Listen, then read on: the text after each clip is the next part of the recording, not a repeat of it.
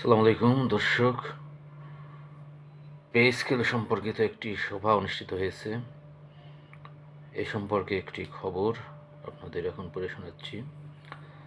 Pay scale প্রণয়নে গঠিত কমিটির প্রথম সভা অনুষ্ঠিত হয়েছে রোববার 15 ফেব্রুয়ারি এক সংবাদ সম্মেলনে এই তথ্য জানিয়েছেন অন্তর্বর্তী সরকারের প্রধান উপদেষ্টা প্রেস সচিব শফিকুল আলম।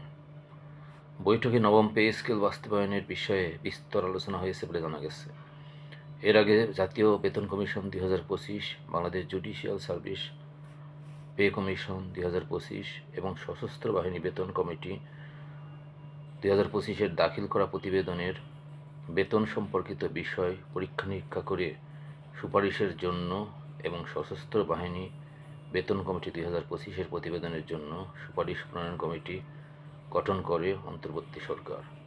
তৎকালীন মন্ত্রিপরিষদ সচিবকে প্রধান করে গঠন করা এই কমিটির সদস্য হিসাবে রয়েছেন জনপ্রশাসন মন্ত্রণালয়ের সিনিয়র সচিব, প্রতিরক্ষা মন্ত্রণালয়ের সচিব, অর্থ বিভাগের সচিব, মাধ্যমিক ও উচ্চশিক্ষা বিভাগের সচিব, প্রধান উপদেষ্টা কার্যালয়ের সচিব, স্বাস্থ্যসেবা বিভাগের সচিব, আইন ও বিচার বিভাগের সচিব, হিসাব মহানিয়ন্ত্রক।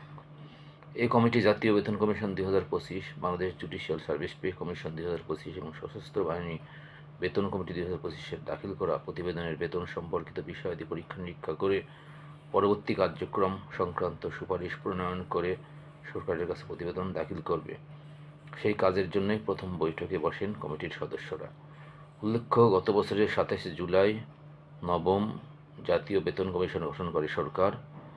সাবেক অর্থ সচিব জাকির আহমেদ খানের নেতৃত্বাধীন এই বেতন কমিশন চলতি বছরের 21 জানুয়ারি প্রধান উপদেষ্টা ডক্টর মোহাম্মদ ইউনূসের কাছে প্রতিবেদন জমা দেন।